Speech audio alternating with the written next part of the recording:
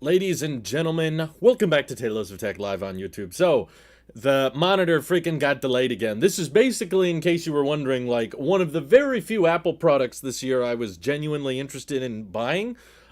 Simply because I love my MacBook Pro so much. The only issue is, of course, it's a laptop, and the display I use on it is quite small. So, when I do eventually get an external monitor that's bigger, I want it to at least somewhat match the specifications that I got with my onboard display. Otherwise, it's a compromise every time you go to the big screen, which is kind of what I'm doing right now with my iMac Pro, being at 60 hertz and non-mini LED and what have you, big bezels, big chin, and whatever.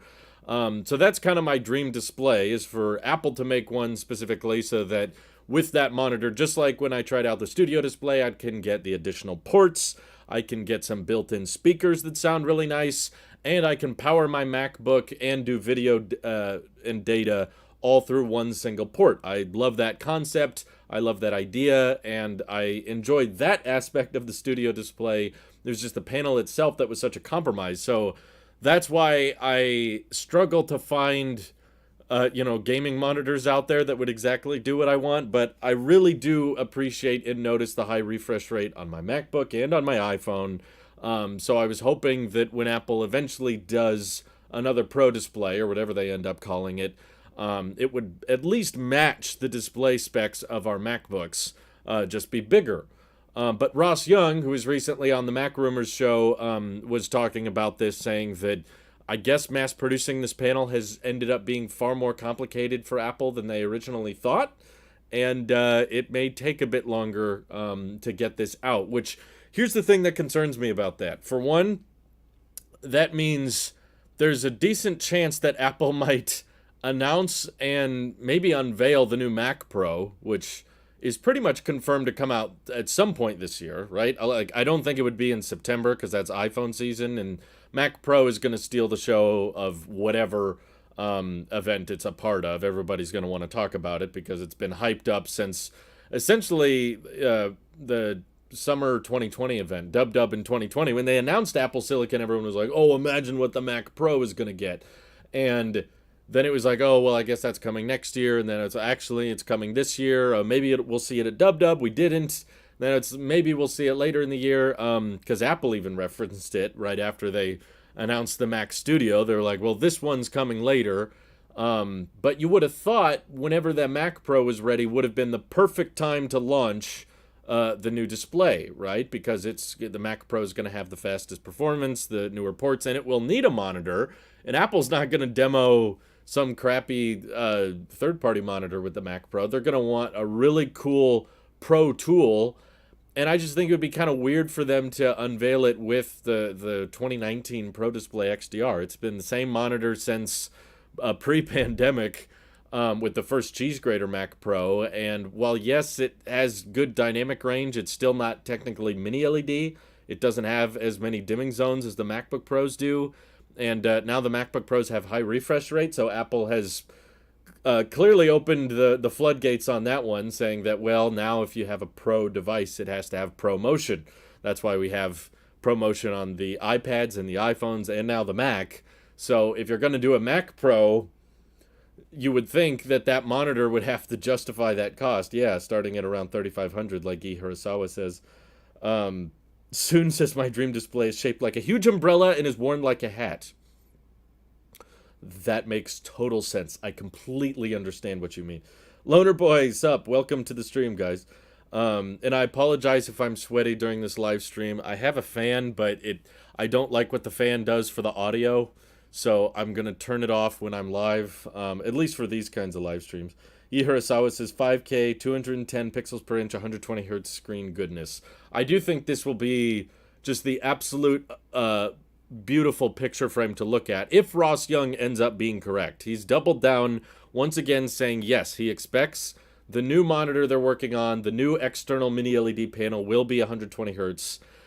He's gotten that right in the past. I still have a very hard time understanding what port selection they're going to use, though. Like, are they going to use HDMI 2.1 to achieve 5K at 120 hertz? Because he keeps saying it's a 27-inch panel. So if Apple keeps their PPI the same, which they normally do, that would mean 5K at 120 hertz. Thunderbolt unfortunately maxes out at 4K 120, and MacBooks don't have HDMI 2.1. So there's a chance that it will have an incredibly good resolution and refresh rate, but the only way to achieve that resolution and refresh rate is if you have the new Mac Pro, which will probably start at like $8,000 or $9,000, something crazy high, and that's the only Mac with the ports you need in order to do that high resolution. So there's a lot of wishful thinking here, but I'm really hoping that, okay, maybe you need the Mac Pro to have it at full res and full refresh rate, but if you're using it with a MacBook Pro, then maybe you can get 4K at 120. What's more likely is for them to lock it at 5K at 60 because they're like, oh, resolution. To Apple, resolution always matters more than refresh rate, which is unfortunate because I would choose the opposite. I would take the higher refresh rate over the higher resolution. Same panel as Pro Display? No, this one would be mini LED, so the dimming zones are different. It might be the same resolution as the Pro Display, but it would be a different panel. If it doesn't come out this year, would you have to wait a whole nother year for a monitor? Well, he's saying now early 2023, so I don't know if I would have to wait a year from now. I guess they could potentially launch it in the spring, but it doesn't seem like the type of product that they would have at a spring event, you know? I guess we had the Mac Studio, which was fairly pro hardware, even though it doesn't have pro in the naming. They could announce it then. It just feels bizarre at this point, in my opinion, to launch a Mac Pro without a new monitor to accommodate it. Let me tell you why it's not your dream display. If Apple made an OLED monitor with ProMotion, you'd return the Studio display. Well, I don't have the Studio display, so that would make it hard to return. But yeah, I don't really care about which panel it uses. There's a very good reason Apple is not using OLED on MacBooks or external monitors yet. I think they want to eventually, but OLED, while it has some advantages in power and it's thinner, whenever you try to do OLED at high refresh rate, the brightness severely suffers. So you would not get the same brightness of the current MacBook Pros with mini LED if you did an OLED MacBook, or if you did an external monitor that was 120 hertz and OLED, it would not be very bright. So Apple is prioritizing brightness and longevity. OLED is still prone to burn-ins, so that's why there's no OLED monitor. Once I get ProMotion, I don't care if there's a OLED one later, because dynamic range is not super important to me. I don't edit HDR content. I don't watch HDR content. Very rarely ever. So I would not pay extra for OLED. Hey, thank you for the super chat, Liam. He says, if it was a 2 display cord solution, such as the old cinema displays, but had 4K 120, would that be worth it to you? Yeah, I'm willing to do what I gotta do. Yeah, I could do 2 cables. It might be a little annoying. In order to activate that, you have to buy additional hardware, but well, I don't think they would include 2 Thunderbolt cables with the monitor. I'm kind of surprised the Studio display comes with a Thunderbolt Pro cable, because those cables are not cheap. And they're braided and everything. So I would be willing to do it. It just doesn't sound like something Apple would do. I feel like Apple's the kind of company that likes everything to be clean and minimal and just one cord, one cable plugs in and you're done. So I would be fairly surprised if they were like, in order to achieve 4K at 120, you got to plug in 2. I'm not super into the weeds on Thunderbolt throughput and stuff like that, but I'm not entirely convinced that's possible. I'm not exactly sure if you can do 5K at 120 with 2 Thunderbolt ports, but you're saying 4K at 120. You can do that with 1 port, to be completely clear. Let me be clear on that. If they're comfortable doing a 4K resolution at 120 hertz, you can do that with 1 cable. You wouldn't need 2. Where's the new MacBook Air? Did it ship? Yeah, well, no, it's not here yet. I believe, thanks to Marquez accidentally leaking his calendar events, I think the embargo lifts on the 14th. So 2 more days until all the YouTubers drop their videos. They're all reviewing them right now. They're all testing them. But I will get mine with at the same time as everybody else in my area, which is Friday. And it will probably not be till later in the day. So we'll likely record the podcast before I get the MacBook, unfortunately. I'm really wanting some AirPods Max, but just can't justify the price right now. Plus, I don't fully believe the refresh this fall. Yeah, I haven't heard much about an AirPods Max refresh. There's a lot of talk about AirPods Pro updates, but I would encourage you to check out Amazon. A lot of people have been able to find AirPods Maxes for under $400 on AirPods on Amazon. So I would say that's probably your best deal, even if they're partly used or a little bit used. They're still probably in good shape. Um, if you could only upgrade one thing in the MacBook Air, what would it be? Probably the display. I know that ties into the last subject, but yeah, I'm such a diehard sucker for high refresh rate. It's like I notice the 60 hertz every time I use my iMac Pro, and if the MacBook Air was 120 hertz, I could probably, I could almost justify keeping it, but I already have a MacBook, so it would be kind of redundant. Okay, you know what? I have a better answer than that. I would really love it if they had one Thunderbolt port on each side.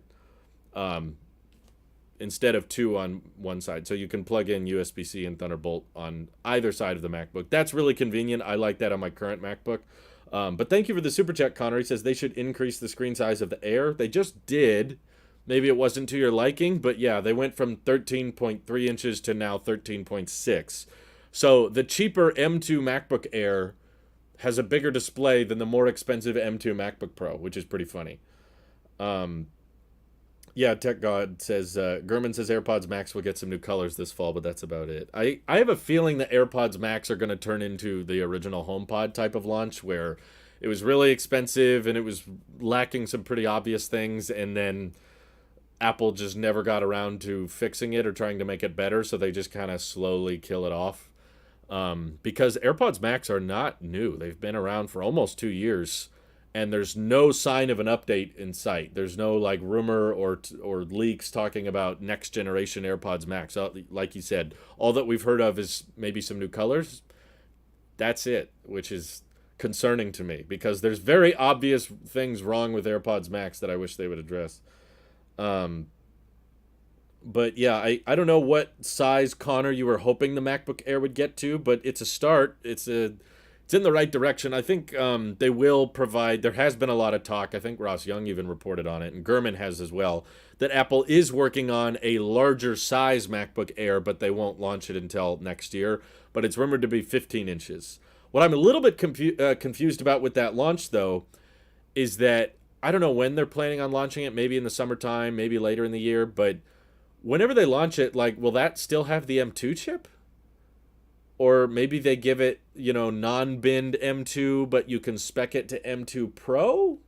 But at the same time, it's probably going to be a fanless design, so I don't know if they would ever put a Pro Series piece of M silicon in a Mac that doesn't have a fan. I'm not sure. Just, it feels a little bit weird. I think it's a bit bizarre to assume, oh, thank you for the super chat, that there's going to be an M2 MacBook Air launch now, and then next year there will be a larger size, but he's not saying it'll be M3. I think it's probably too soon to be M3. But thank you for the super chat, Chris. He says, is it better super chat on my phone or PC? If you're watching on iPhone, I think Apple takes a cut of the super chat. So if you're on PC, Apple won't get a cut. YouTube takes a cut regardless. But if you're wondering which super chat method supports me the best, probably via a browser on a desktop or laptop and that kind of thing. Yes, I ordered the new MacBook Air. It's getting here on Friday. I don't plan on keeping it, though. Just DM'd you a thread. Oh, God, now I gotta go find it. On what? Oh, on Discord. Looks like USB 4 has DisplayPort alt mode. Okay, I can't show this because I'm live streaming off the iMac Pro. Yes, to the people asking in the chat. I'm using the iPhone as a webcam right now. I'm using continuity camera. Hopefully it continues to last. However, I am not using the iPhone microphone. I've discovered that continuity camera is a lot more stable and reliable when I keep the live stream at 30 frames a second. So if I go to 60, it crashes and bugs out. YouTube doesn't handle 60 FPS very good anyway.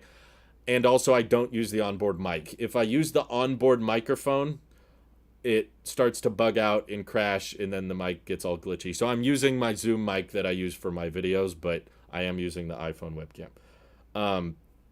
Gotta find this chat here. From Christian Salig.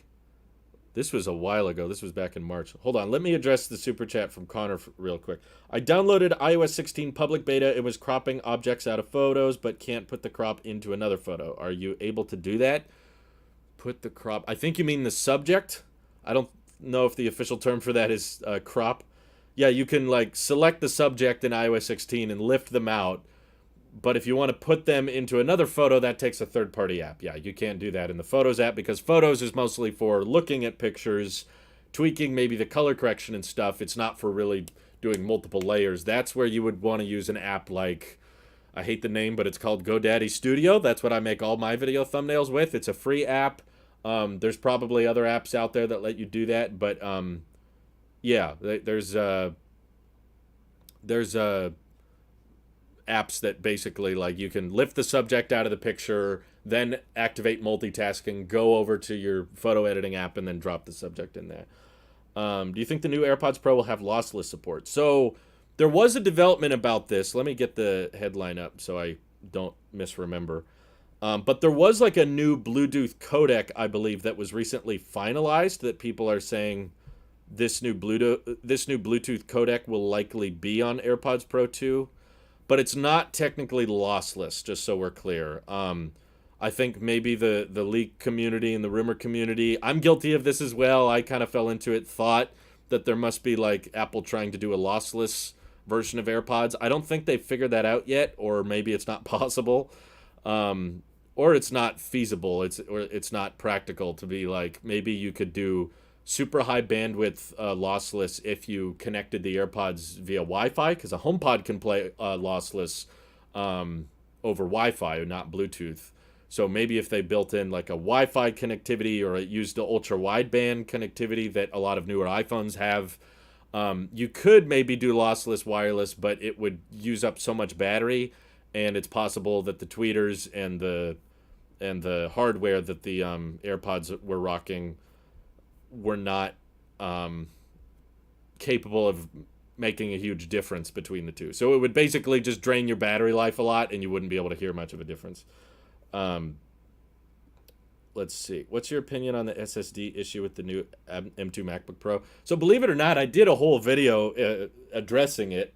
I called it the M2, did Apple make the right call, or the M2 MacBook Pro compromise. But in case you didn't... Since you probably didn't watch that video, I can summarize it here, which is that I basically think they compromised for the sake of production capacity by simplifying the NANDs and not using two 128 gigs and instead just using one 256. I think that was the right compromise. I don't deny that it exists. I just think that the market that buys that MacBook will not notice or care. If you're intentionally buying the lowest storage configuration of the MacBook Pro, it's likely because you don't move that much data back and forth between devices. That's where read and write speed makes a big difference. You're going to be concerned about read and write speed when you're transferring hundreds of gigs of data, because that's a lot of your job, or that's a lot of your livelihood. If you're used to working off of 256 gigs, most of the files you're moving are probably going to be sub 100 gigs, in which case the read and write speed is not going to make that big an impact. And I also don't think that many Pro users are buying that base model anyway.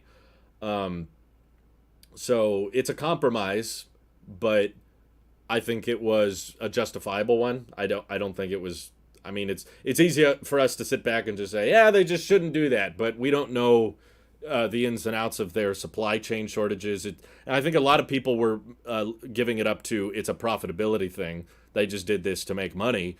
I mean, sure, you can always go that route. A company wants to make money. What a terrible thing. But then you're just going to be upset most of the time with all products. I think that it's not so much about profitability and more so about production goals. It's not a good place for your MacBooks to be delayed months and months at a time. For one, that's bad for when new stuff comes out, because then you'll have a big wave of cancellations. And you also want people, when you're upgrading MacBooks once a year or every year and a half, you want people to be able to order the machine and get it in a quick amount of time so that you can count that revenue on your balance sheets, and there's not this big delay between delivery, and there's less scalping that can go on. I think that having like a 2-month wait on a lot of MacBook Pros was a bad thing for Apple, and it's a bad thing for consumers. So they made a compromise on the entry-level MacBook Pro, and that will likely help them accelerate production. So that's my point. It's not all about profits. It has a lot to do with how many you can build. And if they insisted on doing the same thing as before and having two 128 gig NANDs, it likely would have resulted in more delays and more delivery pushbacks. But the reason I don't care too much about it with the SSD is because I don't think that's a good MacBook to buy anyway, regardless of the SSD read and write speeds, regardless of the thermal throttling. Even if it didn't have any of those issues and it was objectively better than the M1 256 gig model in every single way, I still wouldn't have recommended it. Because I didn't even recommend the M1 MacBook Pro. I didn't think people should buy that. Way back when it came out in 2020, I was like, wait, now you're using the same chips in the Air and the Pro? And the Pro just costs more because Touch Bar? Now, even less so, the M2 MacBook Air is so much cooler. It's got the newer design, it's got better ports, it's got a bigger display. I think it has better, yeah, it's definitely got a better webcam. I think it has improved speakers, it has more color options, it's lighter. The only difference is one has a fan, but honestly, with the base M series of chips, like the M1 and the M2, you're not going to be doing that many sustained loads with that chip anyway. At least if you care that much about sustained loads and doing that kind of productivity, you should probably get a 14-inch Pro, which you can find for less than $2,000.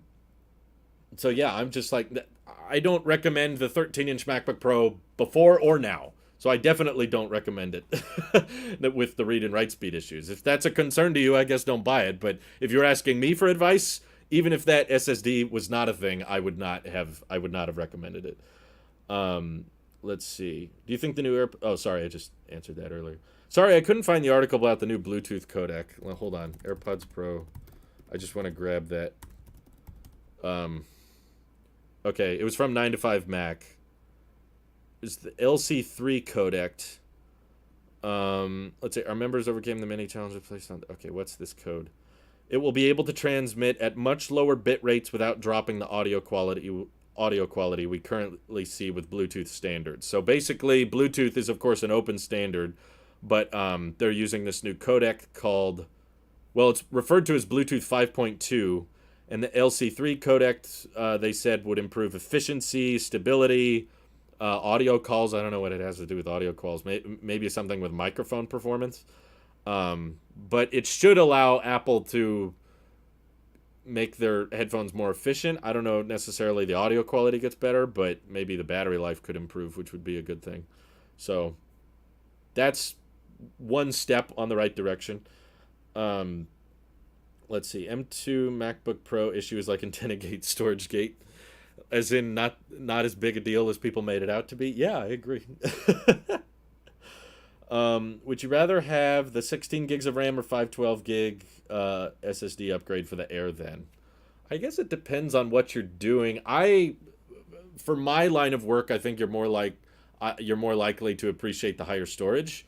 So I ordered the 512 gig MacBook Air, and if you're concerned about the read and write speed, then the 512 gig gets rid of that because it uses two 256 gig NANDs, I'm pretty sure. We haven't seen an official iFixit teardown yet, but I'm fairly confident that the M2 Air is probably going to be the same as the M2 Pro.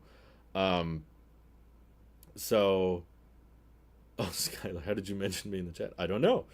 Anywhere that accepts contactless cards, but a lot of gas stations, basically every sit-down restaurant, don't have contactless readers. That's true. Unfortunately, in the U.S., there are still a lot of places that don't support Apple Pay, which annoys me. I went to a gas station yesterday, which I hate. My next car, I'll never have to take to a gas station, which I'm excited about. But they accept Apple Pay, but it was not working that day. So I came in with the watch, and he was like, oh, sorry, it won't accept Apple Pay right now. I was like, so I had to pull out the card and whatever, the old-fashioned way. So for my line of work, 512 gigs would be better, but I don't know what you're doing. If you're doing more audio work, and you're doing layers and layers of audio levels at the same time, maybe 16 gigs of RAM would be better, but ideally both. That's the better solution. How long am I planning on keeping my Blackmagic camera? Probably until it stops working. It works pretty well right now, and honestly, when I go on trips and stuff, I'll switch to doing videos on my iPhone, and no one notices or cares.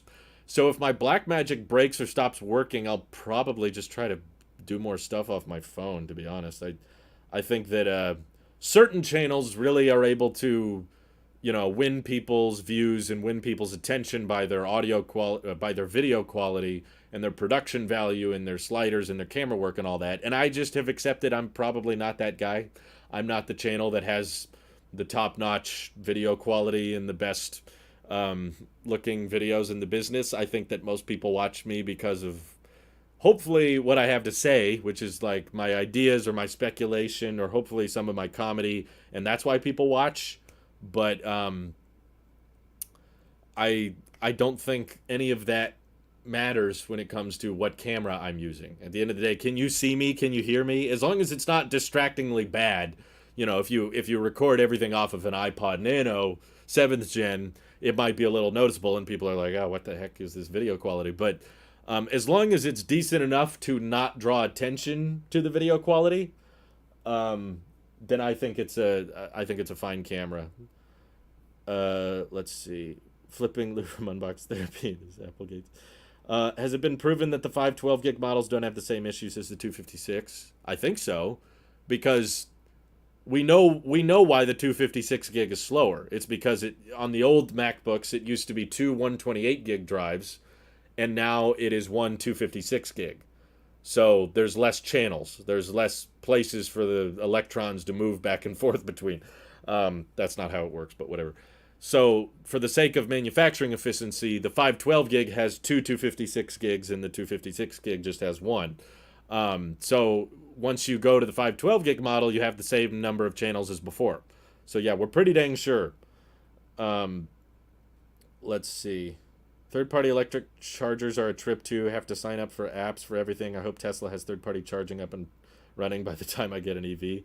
Slowly but surely, yeah. In Europe, they're already doing it. But I'm getting a Tesla, so I don't have to download the third-party apps. I just plug in and it works. That's what I'm looking forward to. With Prime Day, the S7 watch is $310. I currently have the Series 4. Should I have to see what should I have to wait to see what the S8 is to buy a new watch? You're awfully close. That's the thing. Thank you for the super chat, Harrison. I'll answer that in a second. Carson's asking if he should wait for the Series 8. So the thing is, the Series 8 is probably like 2 months away at this point. We're in the second Tuesday of July, and typically every iPhone event is the second Tuesday of September. So it's very easy to predict when the iPhone event will be. I know it's funny when people come forward with the date like they have some source or they have some inside knowledge. I think I know when the next iPhone event is going to be. It's almost every year is the exact same thing. So in September, it's likely to be the 13th. Invites will go out on the 6th, and then the pre-orders will start on the 16th, and then deliveries will be on the 23rd. The Apple Watch usually lines up with the iPhone launch. 2020 was the exception. But I think that if you're this close and your Series 4 is getting you by, you're probably... I know that Prime Day has a lot of good deals and stuff, but you're probably going to be able to get the Series 7 for close to that price anyway if you wait a couple months. And the only reason I would encourage waiting is if there's something new that comes out in September that you find out you really like. Maybe you like the new Series 8. Maybe you're willing to spend the extra money on that when it comes out. Or maybe there's something really good with the Apple Watch SE 2, because that's also rumored to get refreshed this year, is the $280 Apple Watch. So if that comes out and it has the stuff you're interested in, maybe you can justify upgrading to that, and it'll have the new S8 chip, so it'll be the latest and greatest. So it just feels a little bit weird to buy one this late in the game, but the price is very good. So I would say if you absolutely can't live with your Series 4 anymore, then yeah, if you got to buy a Series 7 this late, definitely get it with a heavy discount, and it sounds like that's what you found. So ultimately, the choice is yours, but I would wait if I were you. Harrison super chatted and says, who do you think the MacBook Pro 13-inch is for? I think we talked about this on a previous stream, but essentially it's for people that want to think they have a pro laptop that aren't actually pros. It's for people gullible enough to think that the word pro means that the computer is better. I think it legitimately sells better because of that name. Apple wants to say the MacBook Pro line starts at $1,300. It would be a bit more intimidating if the cheapest MacBook Pro was 2 grand. And there's so many differences now between the 14-inch and 13-inch Pro.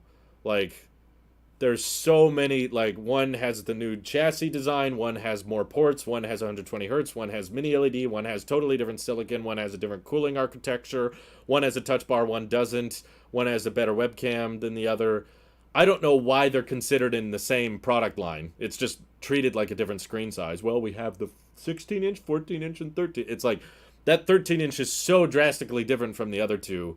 The only reason they don't change it is because that MacBook Pro name is so recognizable and iconic that a lot of people are just like, oh, the Air is cheap and weak. This one says Pro, so it must be better. So people buy it.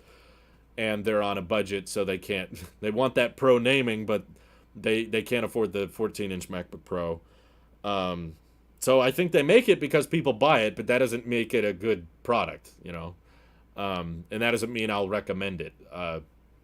Unfortunately, I think the 13-inch MacBook Pro is Apple cannibalizing on the uninformed. They're not cannibalizing, sorry.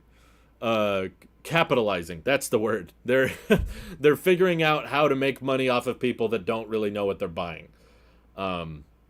Which ethically you could talk about a little bit. You could say, is that right or wrong? But ultimately, it's not illegal. To sell a product and, you know, be upfront. This uses the same silicon as the MacBook Air, and it's pretty clear on the website. You know, you can go to the compare page and say, this one has a better display, this one is cheaper, this one has the same processor, this one has a better webcam and better port selection.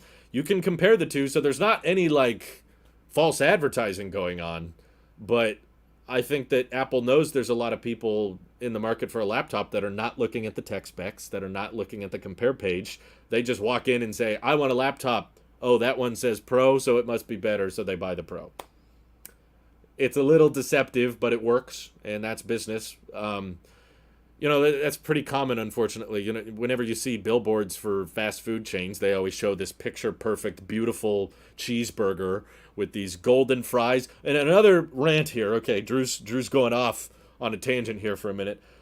In all of the fast food restaurants, whether it's Taco Bell, Burger King, McDonald's, whoever it is, whenever they showcase their meals on a billboard or in a commercial, they always show the drink in a glass. They put Dr. Pepper, Pepsi, or whatever in a nice cold glass with the ice and the little bubbles popping over the side. They never have glasses at those places. They always give you a drink cup that's made out of paper wax. You got to get the straw and the plastic lid that doesn't fit on right. But they always advertise it with the glass. And it makes it look like this really luxurious premium meal with this really juicy burger. Then you get there and it looks like someone sat on it and it's wrapped in paper and it feels like they just pulled it out of a dumpster and you're like, oh, okay, I guess I could eat that, and you eat it. But it's this. I would say that's more deceptive advertising than Apple calling the 13-inch MacBook Pro Pro. But if you were asking me, like, is that machine worthy of the word Pro? I'm gonna say no. I know there's people in the comments and stuff saying like Pro should not be looked at as professional or productivity anymore. I agree it shouldn't, because I don't see how. Where's my example? These are called AirPods Pro. I don't know what the heck is professional or productivity based about headphones with active noise cancellation. That's just a slightly more luxurious feature than the entry-level AirPods. Yet they call this Pro.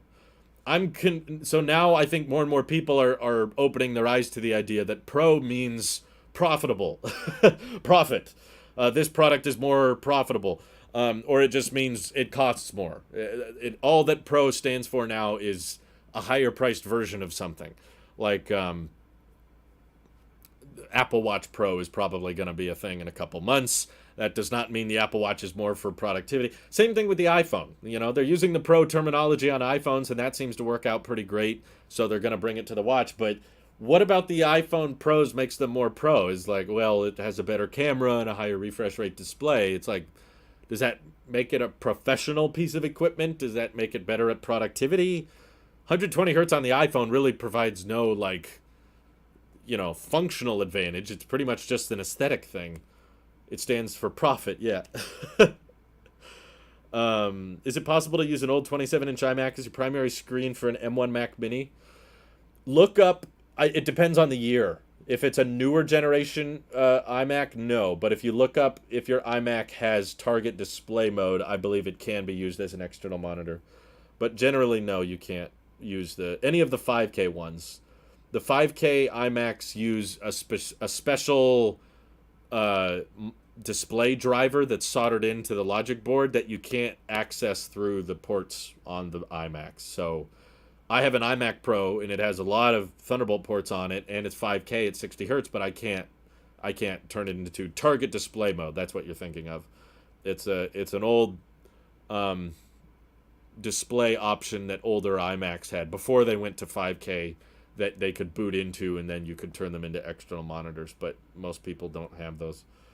I really wish it would make sense if it was identical to the 14-inch Pro. I don't think it would be that price, though. That's the thing.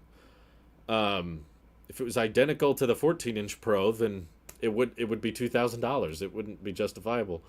Yeah, I think that Apple likes there being a lower starting price for the MacBook Pro line, but they really can't come up with anything really intriguing or worth it at that $1,300 price point. That's the big dilemma here. I think a lot of people are comfortable with the idea of a MacBook Pro being $1,300, but mini LED is expensive, 120 hertz is expensive, these cooling systems they bake in the M1 Pro chip and all that, they just couldn't sell it for that price. So the only way they can have a MacBook Pro at that price is if they recycle an old design and keep it really basic and not that different.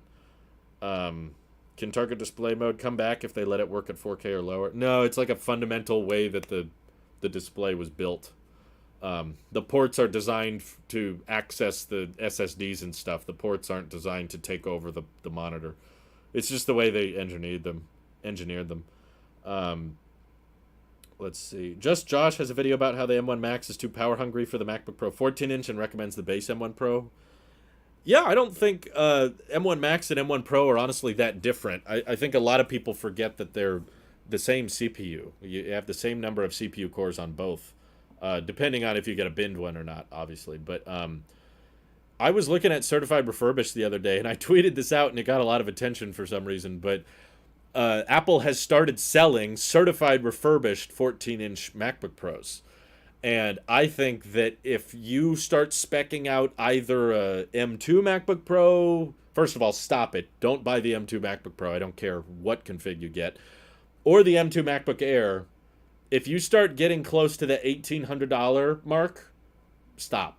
Don't buy the Air at that point. Don't buy the 13-inch Pro. Just get a 14-inch Pro, because keep in mind they have different default storage and RAM options. So if you're like, oh, the new MacBook Air is really cool, I'm going to get, I want to get the higher RAM and the higher storage, you're probably like $200 away from a 14-inch MacBook Pro at that point. And to cut to the chase, if you're like, do you think for an extra $200 it's worth getting a 14? Yes, I do. I think that the 120 hertz and the mini LED and the better ports, the HDMI and the SD card slot and 3 Thunderbolt ports instead of 2, and more important than that, having Thunderbolt ports on either side and having a bigger display. Yes, the 14-inch MacBook Pro is worth it. If you're going to spend $1,600 on a laptop, you might as well just save a little bit more and get to $1,800. Unless, I don't know your financial situation. You just absolutely can't go over $1,600. But the reason I mention that is the base model 14-inch MacBook Pro has the faster processor, has a better GPU and everything, but it also comes default with 512 gig and 16 gigs of RAM. So it'd be one thing if you're getting the base model MacBook Air and you're not spending that much. Like if you're like, I'm fine with 256 gig and I don't need 16 gigs of RAM. Okay, that's quite a bit cheaper. $1,200 with education, $1,100. So now you're like $600 or $700 less than the MacBook Pro. That's a pretty big price gap. I can understand why someone wouldn't want to splurge for all that. But if you're only $200 away, yes, I'm going to say that's totally worth it. Yi Hirasawa says Best Buy has them for $1,800 as well. But I think that's kind of genius on Apple's part, because they know I'm going to say stuff like that. They know us reviewers and us tech people out there are going to be like, if you start speccing up this MacBook, you're so close in price to the MacBook Pro. At the end of the day, though, you're going to be spending more money. So they ultimately win. If I sit here and convince you to buy an $1,800 laptop instead of 1,600, Apple still won. They still got their money's worth out of that. Um, so I think they want you to splurge and get the Pro, and they intentionally are kind of trying to spec the Air to get really, really close and sometimes exceed the MacBook Pro, unless you're just a diehard fan of the portability. The MacBook Air is thinner and lighter, and to some people that might be the reason to get it over a Pro. The MacBook Pro is going to be thicker, and I think the battery life is almost neck and neck.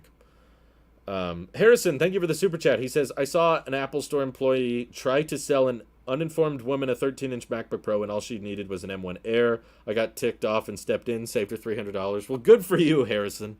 I want to know what the employee was trying to say, but of course he's an employee. His job is to sell products. He's not going to say, oh, this one's pointless. I mean, that's why I couldn't work at an Apple store. You know, I would probably tell people when to wait. They would, people would probably be coming in late August asking for a new iPhone or what iPhone they should get, and I would be telling them, just wait till next month. There's a new one coming out, and I'd probably get fired. So of course, an Apple employee's job is to get someone in there to spend money or to, maybe, I don't know what the lady was asking. If she was asking for better battery life or a fan or something, maybe he was trying to show her that. I don't know the entire situation, but if she was resisting and clearly saying, no, I don't need that, then good for you. Good on you on stepping in. Once I realized I was speccing out the Air to the point it was close to the 14-inch, I just got the 16-inch with the M1 Pro, especially since I was trading my devices. Well, that's quite a jump. The 16-inch starts at 2,500, doesn't it? So you'd have to spec out the Air quite a bit, I think. Thank you for the super chat, though, Harrison. That was very nice of you. I don't know about you, but I think the Pro iPhones should have 128 gig since, 2020. Well, yeah, the only reason they... Wait, did they not? I thought that... Didn't the 12 Pro come out in 2020? That had 128 gig. Yeah. The Pro iPhone should have 128 since... Yeah, they did, $1, Snick. Let's see. Why do you think Apple still sells an Intel Mac Mini? That Mac Mini makes no sense. The Intel one. I don't know why. My only theory is that they have a bunch of them in stock and they're just trying to get rid of them. I don't think they're actually building them because there's probably very, very few people actually buying. For one, it's not a very cheap Mac Mini. It's $1,100, and it has a processor much worse than the M1 chip in it. The only advantage is it has 4 Thunderbolt ports, but I bet very few people are honestly buying that one. So I think they just have a bunch of them in stock, and they're just trying to get through them all, just try to get rid of them. She actually just needed AirTags. Hey, I was looking for those little AirTag things. Have you heard of the 13-inch MacBook Pro? Have you heard of our Lord and Savior Touch Bar? It's totally going to last for a long time. Yeah, I don't know why it's there. iPhone 14 leaks have been pretty boring, so I assume the actual phone will be a fairly boring upgrade to anyone who upgrades from a 2-year or under cycle. Yeah, get used to that. That's not a new thing. I don't think that's going to change much over the years. Thank you, Argos, for the support. Wow, 13 months. He's got that fire emoji now. It's very generous of you. So, yeah, I think that iPhones have absolutely matured. The smartphone era has definitely kind of peaked in a way. And yes, there will be upgrades. I'm not saying they're not going to get better over time. It's just the margin of improvement is going to get narrower and narrower as time goes on. So if you think the iPhone 14 sounds boring, the iPhone 15 will probably be just as boring. And the 16 will be boring too. I think the big thing a lot of people are hyped for is USB-C. But I think by the time that happens, most of the public's response is going to be like, oh, it's about time. It took you long enough. It won't be like, wow, this is a major upgrade. It's going to be like, oh, it's basically the same as last year, but now it has Type-C. I think that's what that upgrade will mostly feel like. I think that if you want to get the best deal, you should always get the base model of MacBooks. I'm very happy with my base 14-inch Pro. Yeah, you're always going to get better value there because the higher storage and RAM options obviously don't cost that much for Apple to make, but some people just genuinely need that. I definitely could not work off of 512 gig. I could barely work off of 2 terabytes with my iMac Pro, so I'm grateful I got the storage I did, and I use a lot of apps at the same time, so I'm grateful for the 32 gigs of RAM. I don't think I need more than that, or really less than that. Maybe I could get by with 16, but it might be pretty close. There was a nice lady at the Apple store I went to that helped me save money on my 13 Pro Max, so there's not all terrible, but yeah, a lot of them are just trying to upsell you. Well, they're probably encouraged to. I wouldn't be shocked if that's what their goal is. If someone asks for a laptop, try to figure out what would suit their needs best. So if they do a lot of video editing, tell them to get one with more storage or something. You know, they're probably encouraged to do that. Choose one Apple product line to get rid of forever. I would have said iPod, but that's gone now, so whew. I don't know. There's not a lot of product lines I want them to get rid of. Can I say just the 13-inch Pro? That's a bit specific.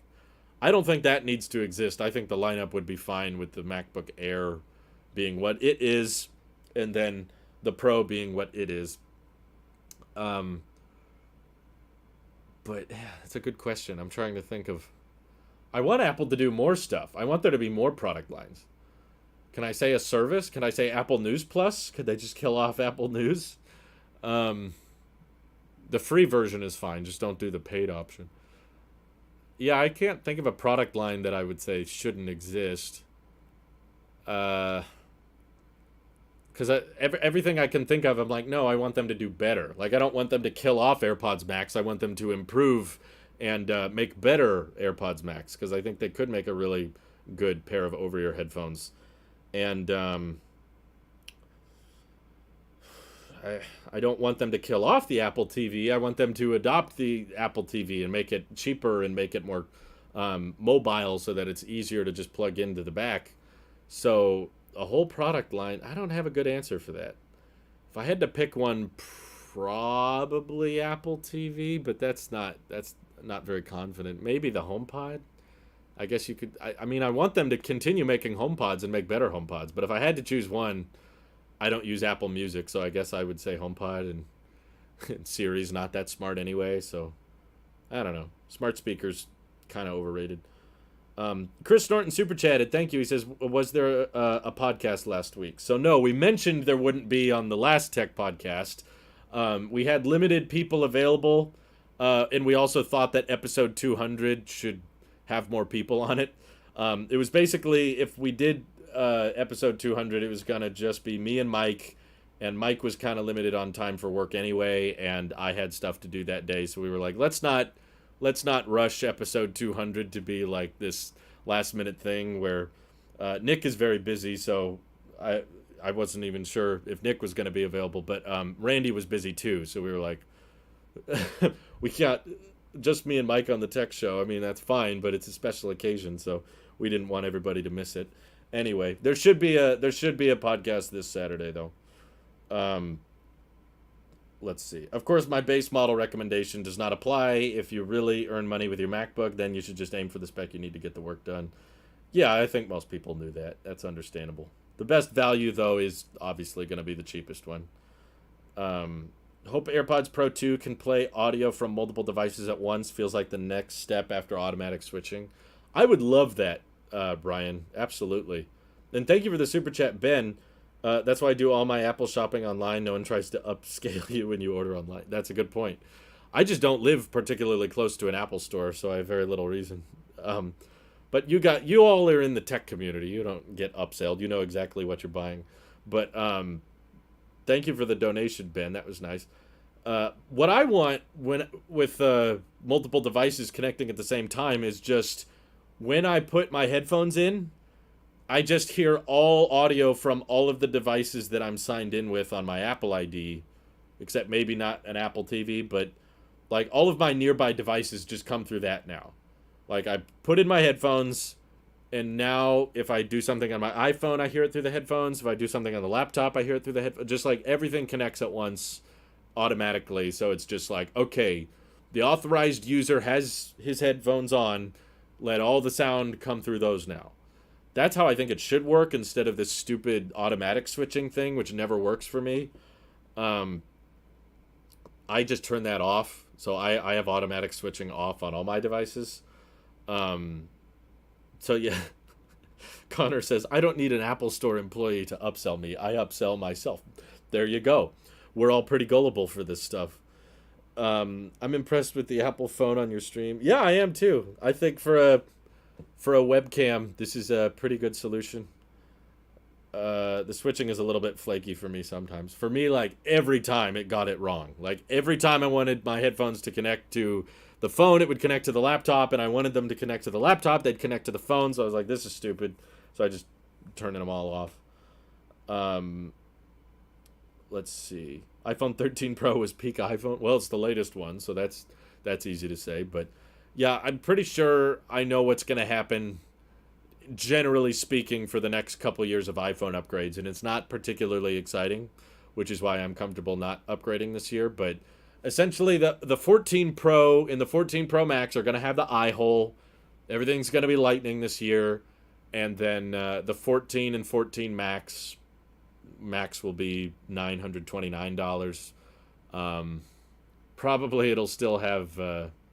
Maybe they'll up it to 128 gig this year. Across the board. Oh no, they already did that on the 13s. I forgot. Whoops. 64 gig iPhones. Get rid of them. So the 14 and 14 Max will still have the notch, and they'll still be 60 hertz. The 14 Pro and Pro Max will have this new eye hole that won't be that much better, but it'll look newer. And those will still have 120 hertz. The cameras across the board will all get better at low light, bigger sensors, slightly better ultra wide performance, slightly better night mode. A16 chip will be on the Pros and not the regulars. And then everyone will be mildly disappointed, but somewhat impressed in certain regions of the iPhone upgrades. And then next year, everything will get the eye hole. So even the cheaper iPhones will have the eye hole, but they'll still be 60 hertz. ProMotion will remain a Pro feature, and possibly all the iPhone 15s will have Type-C. If the EU gets their way, that'll be the big change.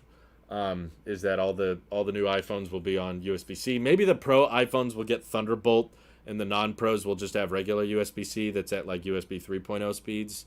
And, of course, they'll get another camera upgrade, maybe a periscope lens. No Apple design modems yet.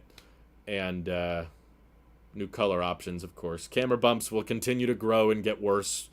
So it's pretty predictable at this point.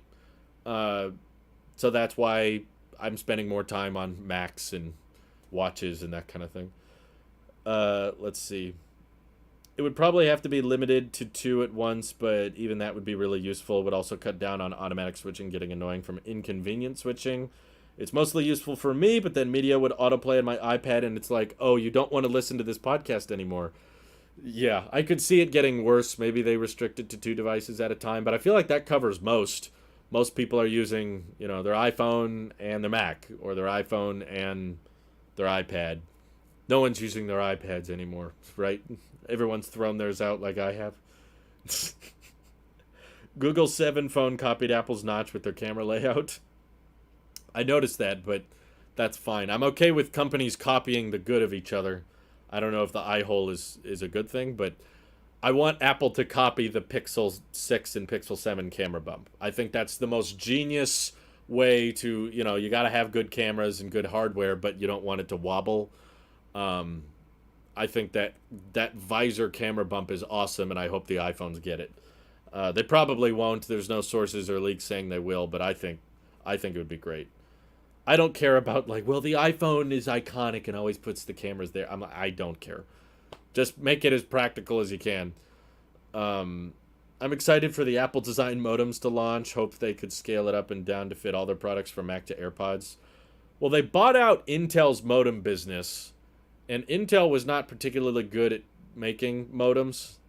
So I think that's resulting in a problem because most of the rumors right now are saying that the Apple modem team has failed to come up with a good design that will be ready for the iPhone 15. So they didn't say it was completely canceled, but that if they do make their own modems, we're not going to see them until the iPhone 16. So you got a ways to go until then. Let's see. I'm strongly against the EU enforcing USB-C, although it's really a superior port over Lightning. It's just this idea of politicians saying what port you should use that bothers me. Yeah, I'm not completely on board with governments deciding ports, but this is a port I really want that I think would make the product really better. So I'm not, when I'm cheering for USB-C on the iPhone, I'm cheering for just that. I'm not cheering for EU should have more deciding uh, power over what our devices look like and what their port selections are. But I do think that's the right call, and I can kind of understand them wanting to streamline everything and say just have one port for everything, so we don't result in having more e-waste. And you can easily convert any lightning cable into a USB-C cable with a simple adapter. So yeah, I don't know. I don't get it. Ross said the 14-inch iPad coming next year will not have ProMotion or Mini LED. What is this iPad going to be? An iPad Studio? I think I caught wind of that rumor as well. It didn't make a lot of sense to me. I was trying to figure out what that would be for. A 14-inch iPad that's not a Pro. I don't know. Like, are they doing like a giant budget iPad? Maybe they could do a larger iPad Air, but it sounds weird that they would do an Air that's bigger than a Pro. Um, Maybe there's people out there that just want a big iPad for random stuff, for note taking, or they don't want iPad Pro money, but they still want a big screen. Well, that's the thing. If it was 14 inches, how much would that iPad cost? It would probably still be $900 to $1,000. So, for art, I don't know. I thought the 120 hertz is better for artwork because of the lower latency with the pencil, but that's just kind of a weird report. Maybe it's something else we don't know about yet. Apple's just making a display for their car or something. I don't know what Apple's doing with the iPad line. It's so weird. Why are you against government saying what port phones use, but advocate government saying what port cars use? Because I can see if you don't make a standard with that, um, it causing a lot of problems with transportation. You kind of need a third party um, to have control over, like, okay, here's what we're going off on with everybody. Because if it's not mandated and it's not a standard, you're going to have tons of different electric vehicles all coming out with different ports, and that just makes a big mess. And charging networks that work for one car that don't work for another. It's already a pretty annoying mess here in the United States. And transport is a bit more important than what port a phone uses, because typically with a phone, you're not like leaving its charger behind. If you go on a trip with a phone, you're pretty much going to bring the charger that it came with or the charger that you use at your nightstand. You don't go to a hotel room expecting there to be lightning cables all already set up for you. Whereas when you're driving on a long distance trip with an EV, you're not going to be taking around your home charging equipment everywhere you go. You're going to be relying on charging stations, level 2 and level 3, and fast charging and slow charging and that kind of thing. And if you don't prepare for that, you're going to be stuck in the middle of somewhere. Imagine if you could only stop at a Ford gas station / needed a gas adapter. So I'm okay with the idea of the EU standardizing a charge port. I wouldn't want them standardizing like all laptops need this one accessory port. Like if they said all laptops need the SD card slot or something like that, then I'd be like, well, now they can't sell the MacBook Air there and they have to redesign it. I'd be like, okay, that's a bit too far when you're talking about like what accessories you're required to support, and it kind of boxes all of your laptops into a closed situation. But for something as important as transportation, I think standardizing it makes a lot more sense. It would be awesome if every hotel had a massage charger for your phone right there for you. It would be. I guess some have wireless chargers, which we're getting pretty close to that being a more open standard. A lot of cars have wireless charging built in, so you don't have to worry about that. Excuse me about that. Yeah, I think most people, I know some crazy, well, I shouldn't use the term, but there's some people out there that are in favor of there basically not being a government at all, and I think that would be really bad. I think that the government doesn't need to get involved in most things, but there's certain things that they should get involved in, and it's just kind of everyone in the world is trying to figure out what the proper balance is.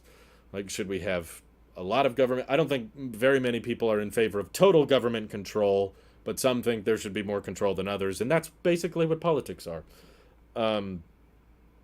They also aren't saying USB-C only, right? Just that it needs to have USB-C. Like MagSafe isn't going to mean to be removed from a MacBook. Correct. It's okay for you to adopt MagSafe on the MacBook, which honestly I'm not a fan of, but they can have it as long as there's still a way to charge it via Type-C.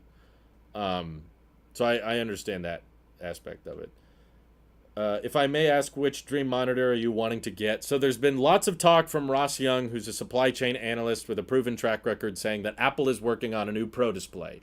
And that's kind of what we kicked off the live stream with. Obviously, it's a live stream. I like interacting with you guys and talking about whatever tech subjects come up in the chat. So we don't focus on one subject for the entire live stream. But I kicked off the stream with this new Pro display they're working on, which is supposed to be 120 hertz and mini LED. I'm very excited for it, and I'm really concerned for it because I'm not sure how it's supposed to work because Thunderbolt doesn't support 5K at 120 hertz, and I prefer the same display specs on my MacBook, just bigger, and I want to be able to power that, but Thunderbolt can't handle it, and it can do 4K at 120, so I'm hoping this new monitor can sustain that. But yeah, that's the monitor I want to get. Ross Young is saying it's being delayed till next year, which bums me out because that was like pretty much the only Apple product I was interested in upgrading to this year. For a while, I was thinking about getting the new AirPods Pro, but then I had the rattling issue, and Apple replaced both my AirPods Pro for free. So I have a fresh new battery in these things, which means that the battery lasts a lot longer than my last pair did, and I can wear them for hours on our podcast recordings, and it's fine.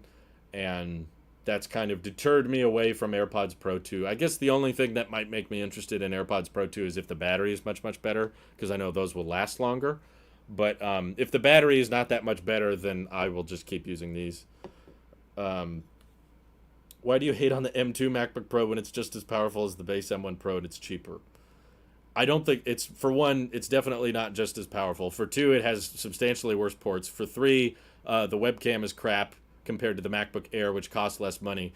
If your argument is the M2 is just as powerful, then I could say MacBook Air basically is just as powerful as well. And the cooling system on the 14-inch Pro is much, much better anyway. And you get a higher RAM and higher storage default on the MacBook Pro. So if you, on the 14-inch MacBook Pro. So if you select an M2 MacBook Pro at checkout, but you want the 16 gigs of RAM and you want the 512 gigs of storage. Let me play with the configurator here because I'm sure it's pretty close. Okay. Selected. All right, 16 gigs of RAM, 512 gigs of storage. It's $1,700. So if you care about that higher storage or RAM, it's only a $100 more to get a certified refurbished 14-inch MacBook Pro, which comes from Apple with the full warranty. It's basically brand new. And you get a much better machine, in my opinion, with a much better display, better webcam, better speakers, better thermals, and all that.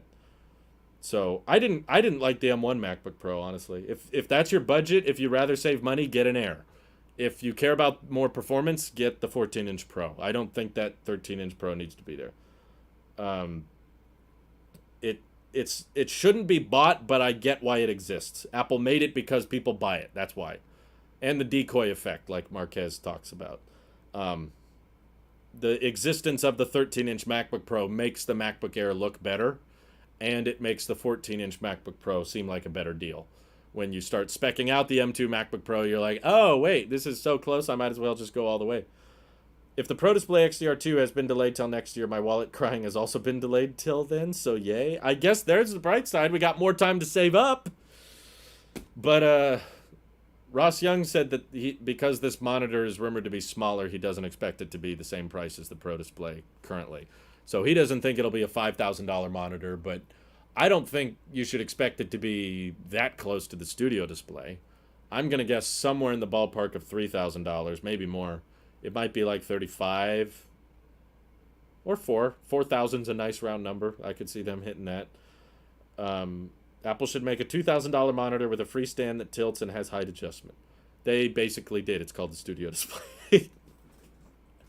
Yeah, if you don't get the height adjustment, it's $1,700, I think, or $1,600.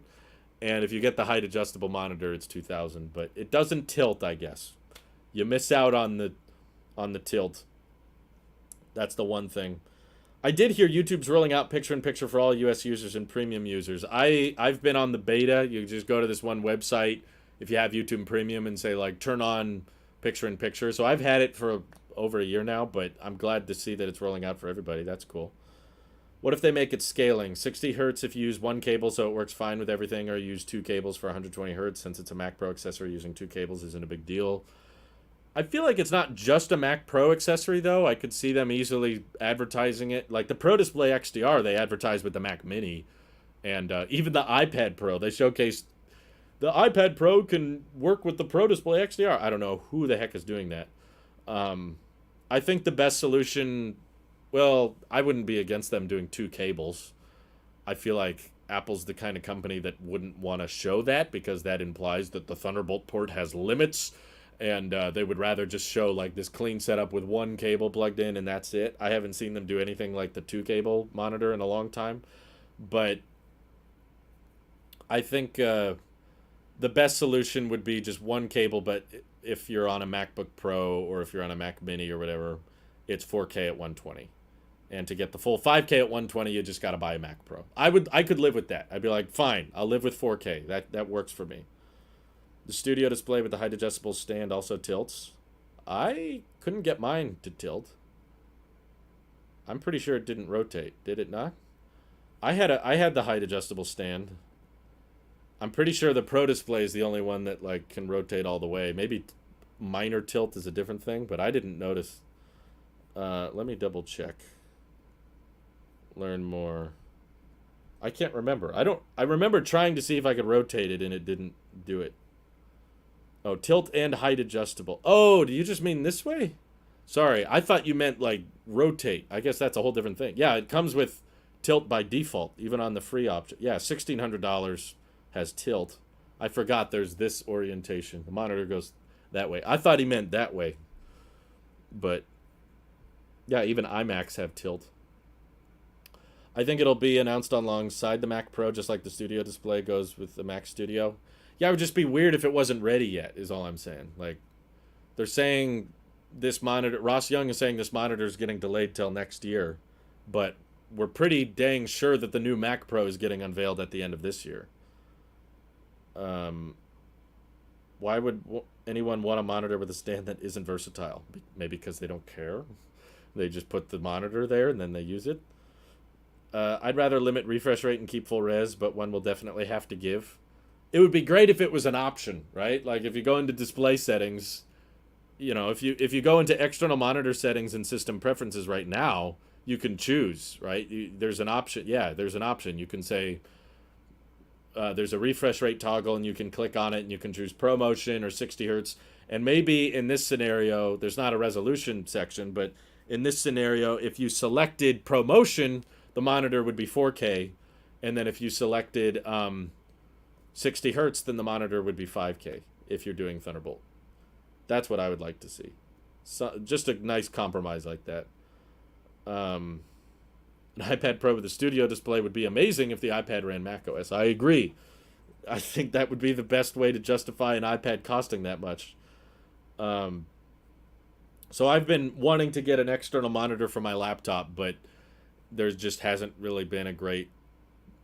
Everyone I look at is a compromise. Even the $6,000 Pro Display doesn't have the same refresh rate. So I'm hoping that this new Pro Display that they're working on, and I'm going to have to keep waiting for, ends up being a no compromises panel, where it's, with the exception of the resolution.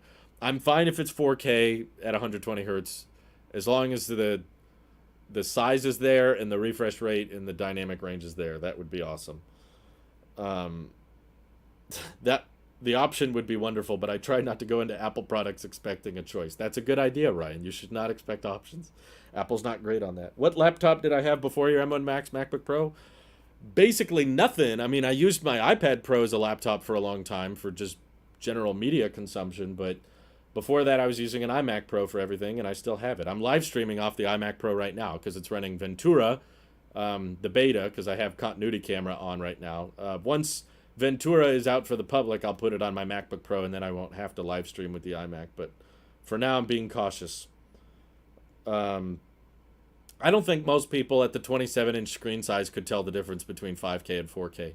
At a normal viewing distance, like if someone was using a 5K monitor every day and then you magically scaled it down to 4K and they just showed up at work and started using it, I don't think you could tell, to be honest. I know I can't. Maybe if you get really close, if you start doing this, you'd be like, oh, whoa, yeah, I can see it. This one's higher quality, but I've done it. I've used a 32-inch 4K monitor alongside a 27-inch 5K monitor, and they both look the same res to me. Maybe just my eyes are bad or something, but I definitely pick up on motion a lot more than resolution. I am using the Studio Light feature. Maybe you can tell because of the way it loses my hand when I move it. It's like trying to capture it. But I can turn it off if you want, just to show it off. Studio Light on, Studio Light off. I think it looks better on. How about Portrait? Portrait's pretty nice. It's a little cinematic, but it's a little obvious. Oh well.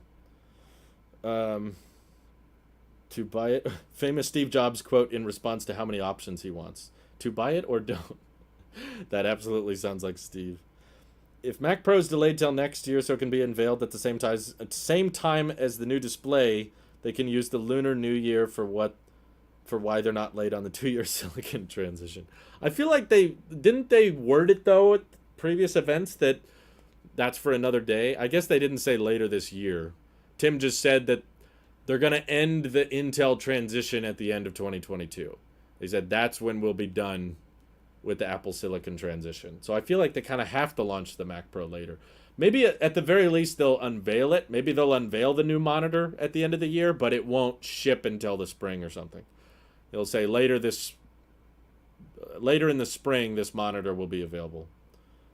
Can you use any of the Apple monitors to view videos from your iPhone without the cable, like Chromecast?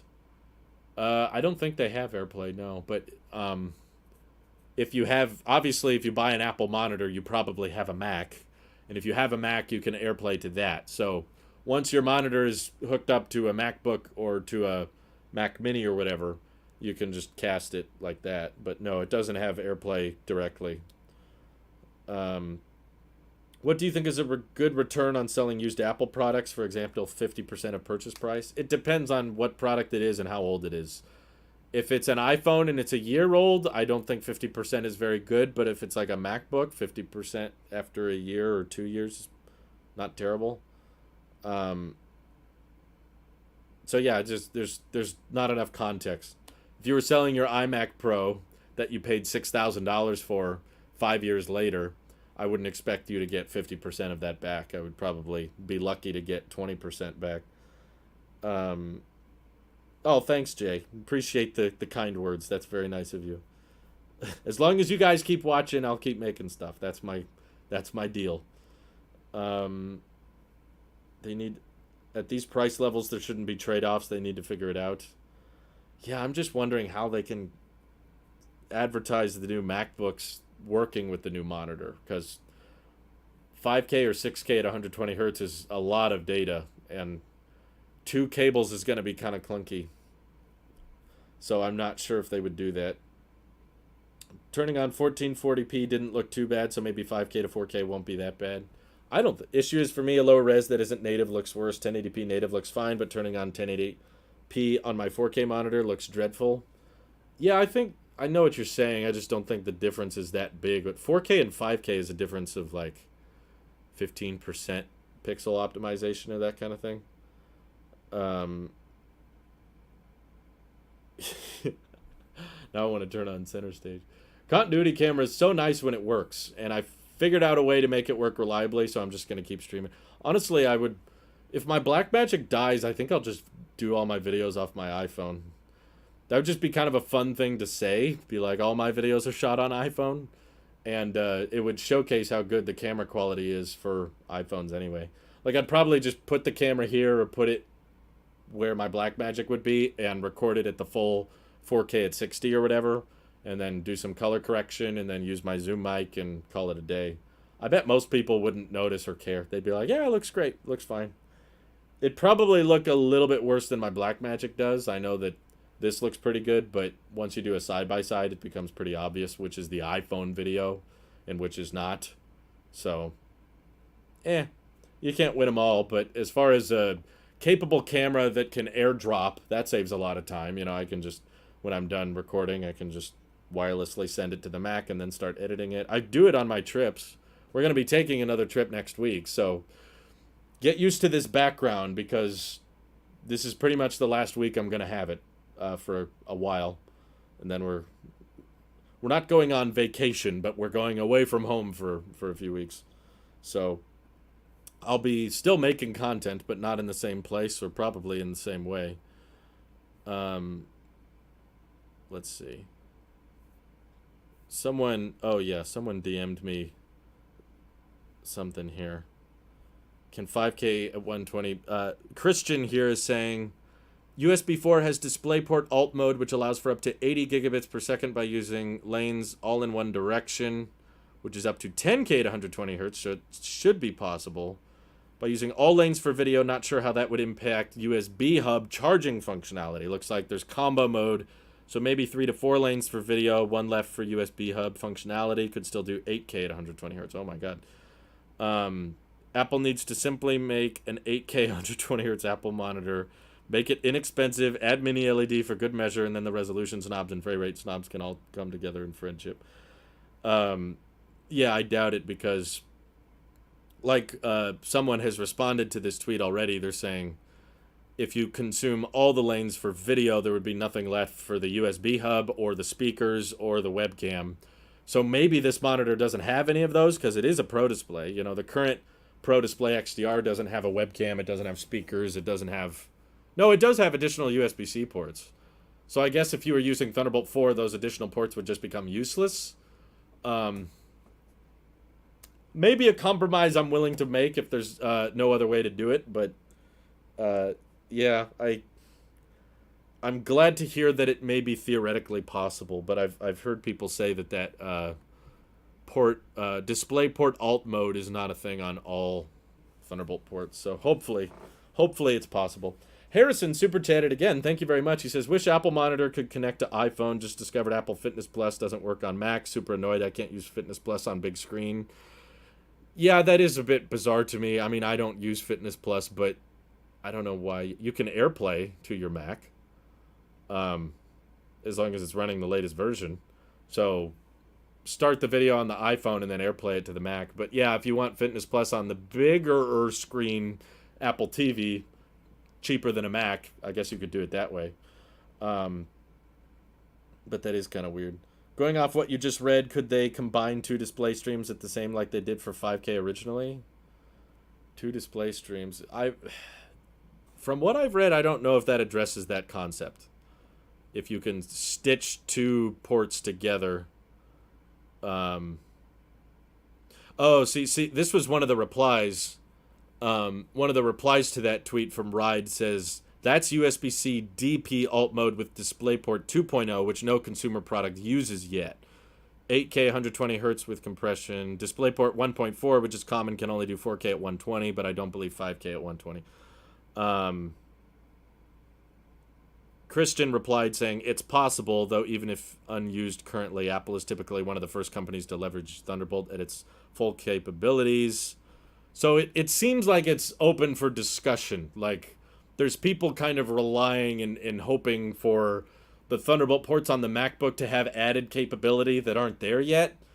Ross Young mentioned when I asked him about this, because I was mad. I was like, I want 120 hertz, don't get my hopes up. But I was like, if it's possible, why isn't it possible? It's just not. But he said that Apple might put, their own Apple Silicon, just like they put the A13 chip in the Studio Display. You know what I just realized, which is funny? The Apple TV has HDMI 2.1, the 4K one, and it has an A12 chip. The Studio Display, which is 5K at 60, which is not that power intensive compared to HDMI 2.1. For those wondering, HDMI 2.1 can handle much high. I think it can do over 4K at 120. I think it can do 8K. It's like a higher throughput, and that is an A12 chip. The Studio Display has an A13 chip, which is more powerful, yet that monitor doesn't have much it maxes out at 5K at 60 hertz, which is kind of funny. But if they put their own A series silicon in this new Pro display, that might be able to come up with some handshake way of working with the Apple silicon in your MacBook Pro to obtain a higher refresh rate and resolution that you wouldn't normally be able to obtain. That's a lot of wishful thinking and a lot of speculation, but hopefully there's some kind of Apple magic. 32-inch display would be neat. I do appreciate them, but the last time Apple made a 32-inch display, it cost $6,000. And I'm sorry, I'm not willing to drop that much. So I'm like, if the 27-inch monitor means that it's half the price, then I'll take that. I'll take 27 inches. Pro Display XDR, other USB-C ports run at USB 2.0, if I'm not mistaken. Really? They're all USB 2? You could be right on that, but I guess it was 2019. Is it still the case with the Studio display? I have that pulled up here. Let me check the tech specs.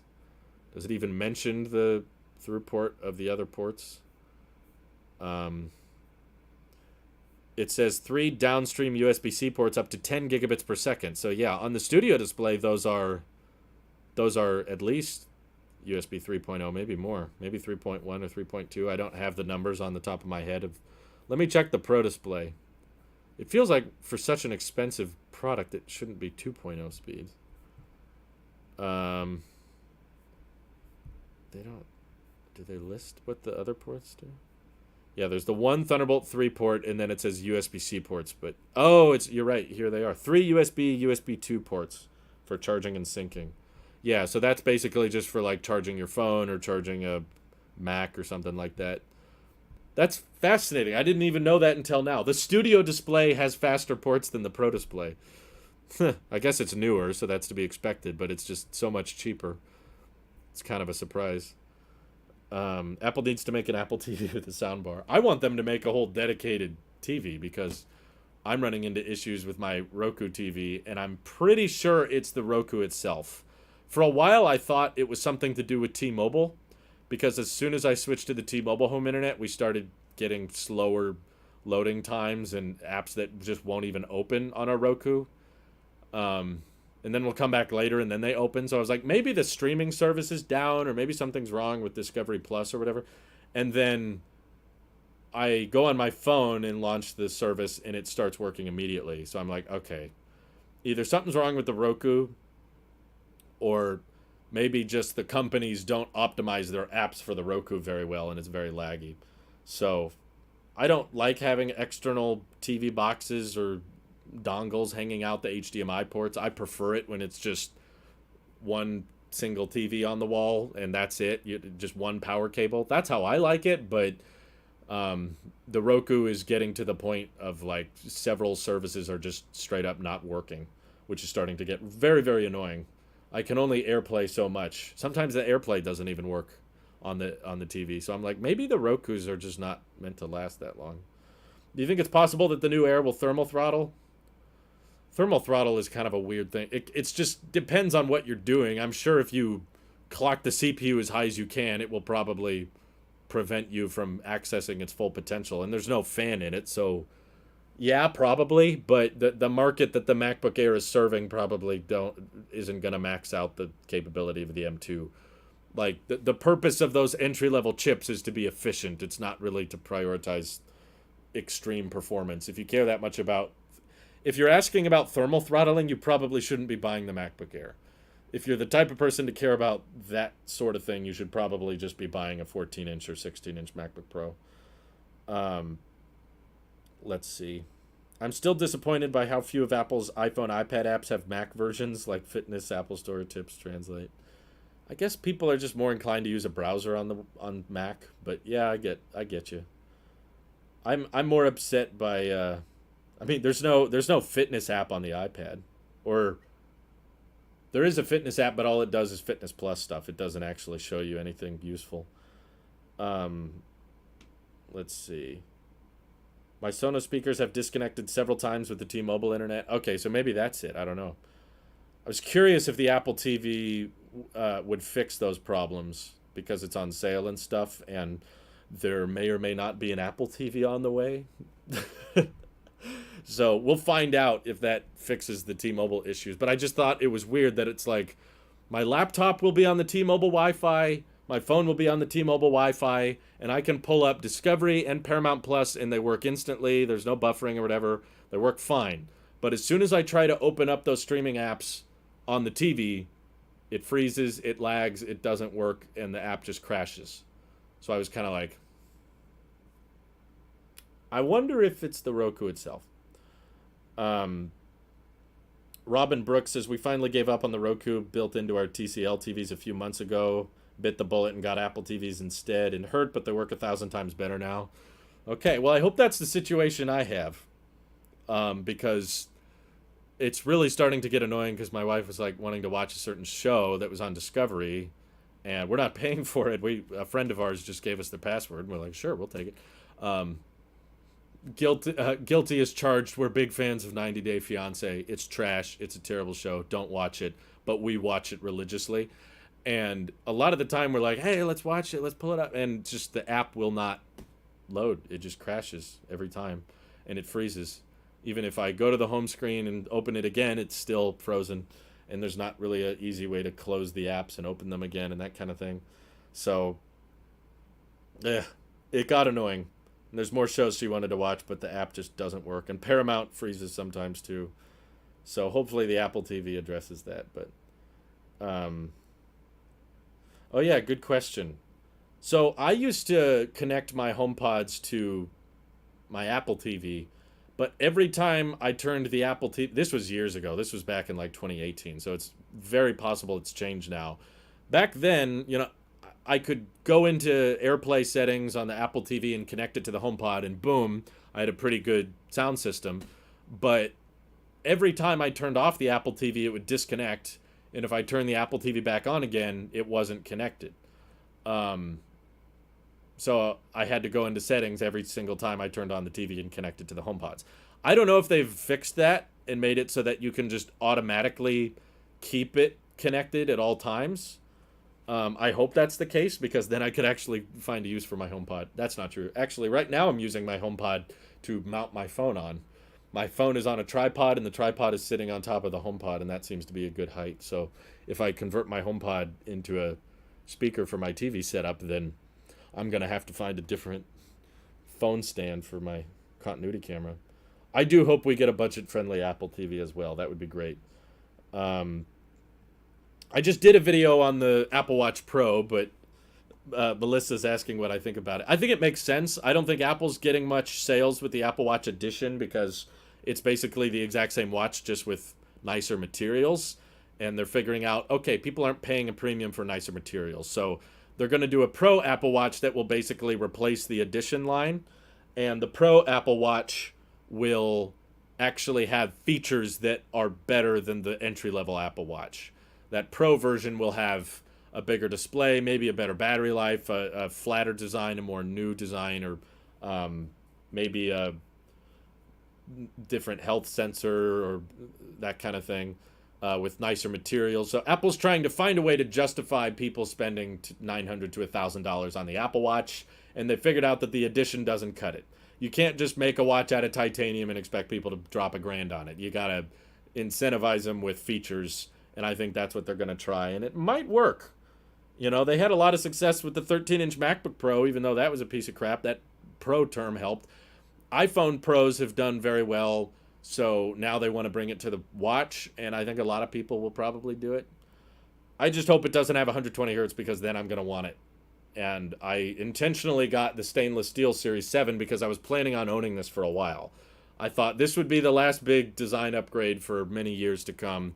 And the flat Apple Watch was a big joke and a big troll to the leak community. So I was, okay. Waylon says Apple TV now allows you to set HomePods as default. Thank you. Okay. I'm glad they do that. Ben Rayner super chatted and says, my Roku stick gets annoying after a while. The YouTube app quits for no reason. Heard of this? I haven't heard of it, no, but it doesn't surprise me. We're having bugs with the YouTube app on our Roku. Every time you open it, it wants you to choose, because I have a bunch of YouTube channels, right? So, and every time we log in, it's like, which channel do you want to watch with? And it gives you all these options.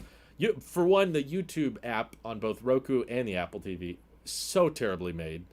It used to be so much better, and they just made it so much worse. Like, they put the home page up here, and then they put all of these tabs that I never use. Here's the gaming section, here's the music section, here's the YouTube TV section, which I don't have YouTube TV. And then at the very, very bottom, they put subscriptions, which is what I actually use.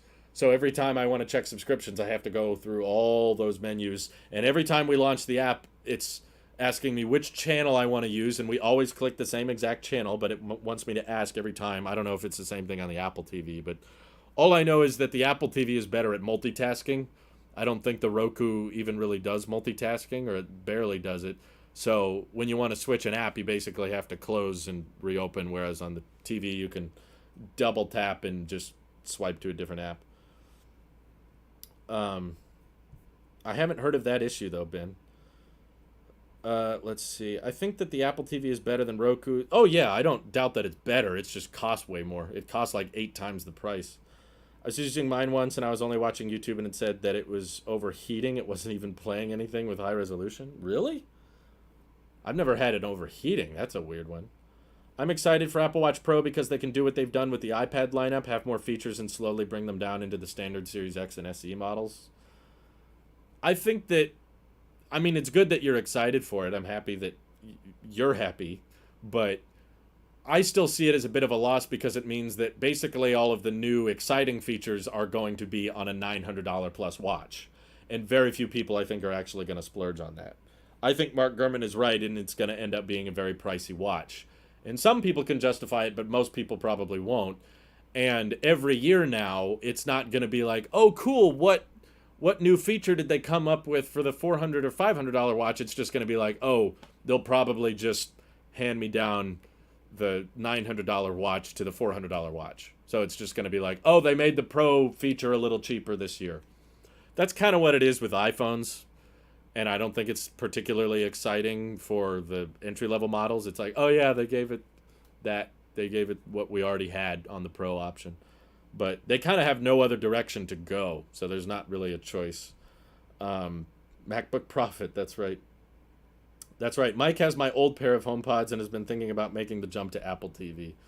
Yeah, I think both Mike and I are gonna make the jump, and then we can talk about them together. Since Mike has a very nice, very big Samsung TV with kind of the built-in Samsung Smart TV features, and I have a Roku, so we're both gonna jump on the tvOS train and then report on it on the show.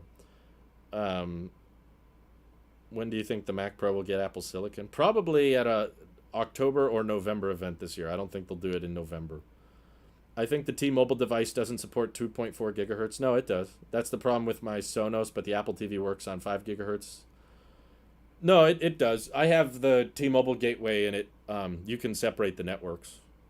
It works on 2.4 and 5. And I know it's not like the TV doesn't have internet issue. That's a separate thing. If the Wi-Fi is out, the TV behaves differently.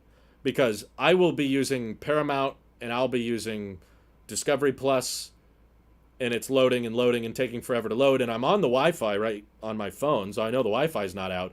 But as soon as I open the YouTube app, it's fine.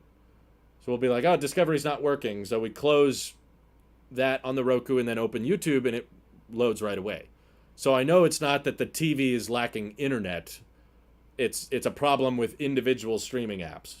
So I'm not sure what it is. I'm watching on Roku right now, and even loading the video was slow.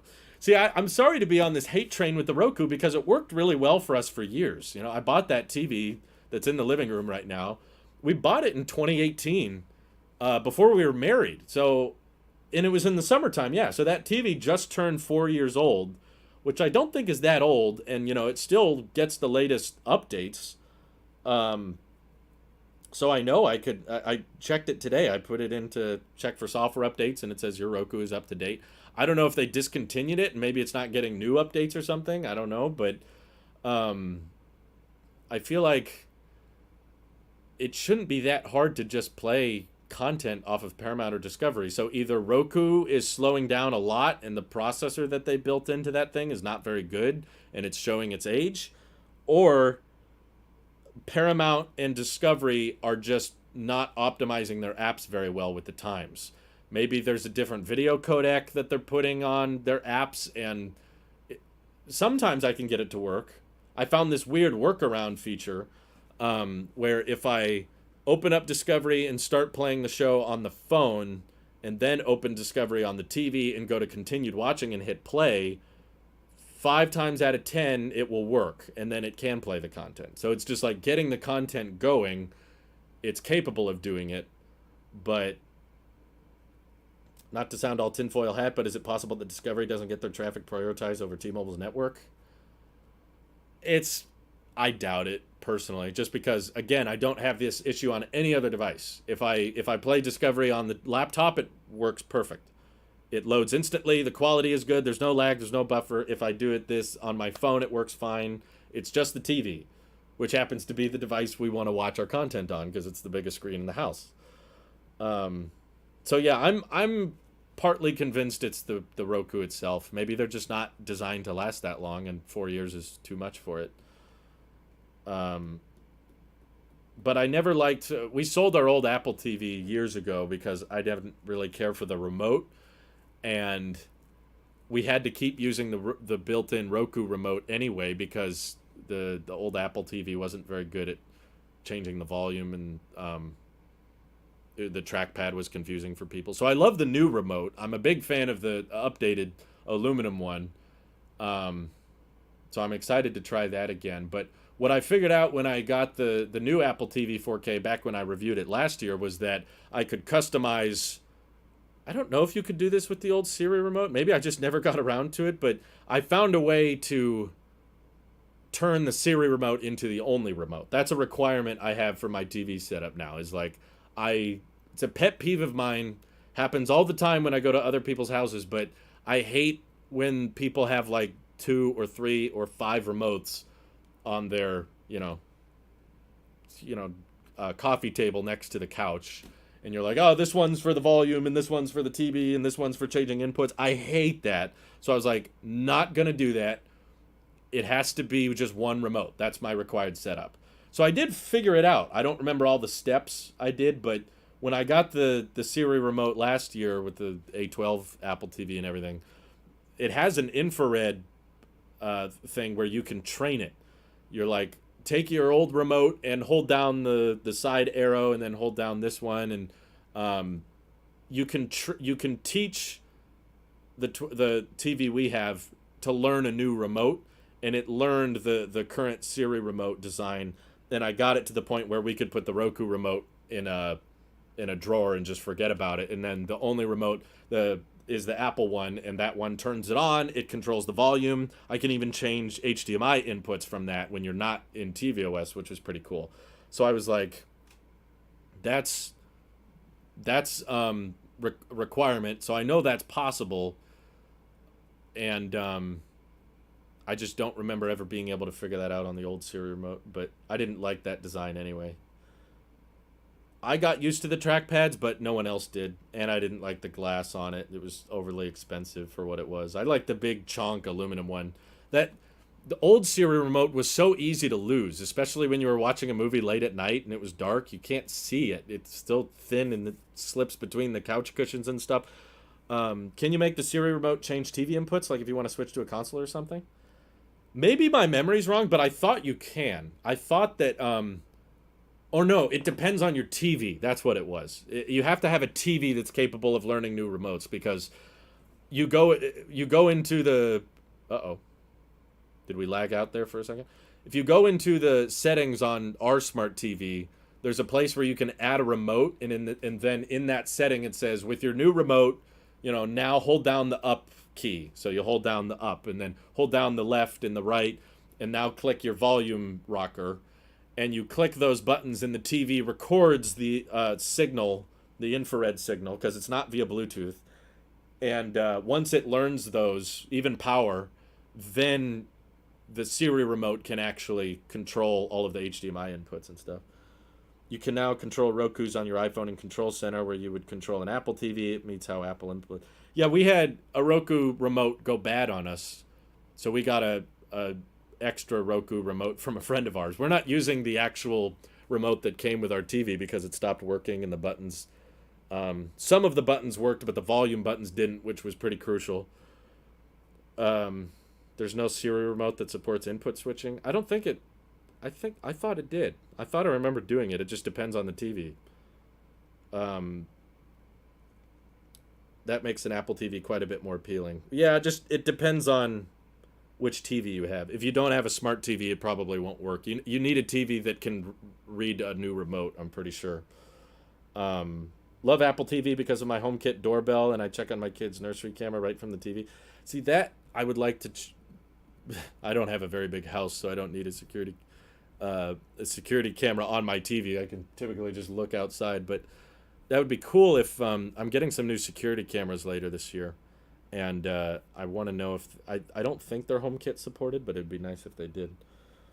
My TV switches between HDMI inputs based on what power's on. So if I pick up the Siri remote, it switches to the Apple TV input. Switch controller powers up the switch. Yeah, I think that's what most newer TVs do now. And I don't have, to be clear, I don't have any other inputs. I don't have an Xbox or PlayStation or Nintendo, so I don't really need to switch HDMI inputs through the Siri remote. I could just do all of it through the one input. Wonder if Tim Cook watches TV. I think he has to watch all the TV Plus shows. He's going to want to check it. If there's something that says bad things about Apple, he's going to find it and tell people about it. You could use it to check on your Tesla instead. Well, the Tesla I can check from the app, but I guess not a video feed. Oh, no, they have that now. You can look at the... It's kind of cool. I think it requires premium connectivity, but if you have premium connectivity, you can monitor... a video feed from your car as long as it has internet, which Teslas have cellular, and they should really build 5G into Teslas. And that's not because I think that 5G is great and fast and so much better. It's only because I know that now that we've had 5G phones for a few years, if you give it another 4 or 5 years, all these carriers are going to start shutting down 4G networks. And once they start shutting down 4G networks, all these Teslas on the road are not going to have internet. And they're going to have to retrofit them with 5G. It's going to be a big headache. The closest you can get to waking the Apple TV with the remote, which will switch the TV's input to the Apple TV. I know I at least got that figured out. Last time I had it, I remember it took me a while. I had to go through a bunch of settings and get it all to work. But at some point, I was able to make the Apple TV remote the only remote. People want to monitor their cars. Yeah, I don't know if there's any other car that does that. Is there any other car on the market where you can watch a video feed of the camera on the car from your phone? Yeah, CarPlay would be nice. I think Lucid is trying to get CarPlay working. I saw a leak on that. Yeah, when my original Roku remote broke, I switched to the Roku remote on the iPhone, and it doesn't work very well, but I could get it to work. It was just annoying. It had to like connect and be on the right network, and it was like, oh, hold on, let me find your Roku. It is annoying. So I didn't want to do that very long. Luckily, a friend of mine had an extra Roku remote, and they were like, here, you can just use this one. So that's the one we're using now. Oh my God, I've been live for a while, and I'm sweating like a pig, so I could do this all day if I'm not careful, but I'm going to have to sign off. I appreciate the super chats, though. You guys were super generous, and I got more videos to work on, so stay tuned for that. But I enjoyed the stream. I enjoy a wide range of subjects we covered. It's always fun chatting tech with y'all. But have an excellent rest of your day. Stay cool out there. Drink lots of water. It's a hot one, at least where I live. It's a freaking scorcher, so please be careful as I get universal control to activate so that I can actually end the live stream. Anyway, thanks, guys. Have a good one. Bye-bye.